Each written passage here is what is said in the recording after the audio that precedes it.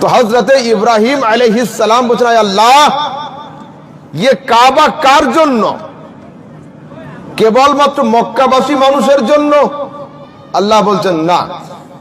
ये কাবা কি কেবলমাত্র মদিনাবাসী মানুষের জন্য? না, দুনিয়ার সবার জন্য। তো আল্লাহ কাবা যদি সবার জন্য হবে, তো আমি তো কোনো মাল্টিমিডিয়ার যুগের মানুষ নয়।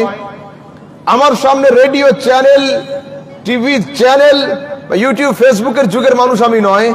আমার আওয়াজ এট এ সেম টাইম অল ওভার ওয়ার্ল্ডে যাবে কি করে? যদি দাওয়াতের আওয়াজ দুনিয়াবাসী মানুষের কান পর্যন্ত না পৌঁছয়, তো তারা কাবা ঘর দেখতে আসবে কি করে? তো আল্লাহ তাবারক ওয়া তাআলা বলছেন, আযযিন ফিন নাস বিল হজ, ইব্রাহিম দাওয়াত দাও। তো হযরত ইব্রাহিম আলাইহিস সালাম বলেন, ওয়া মা ইয়াবলুগু সাউতি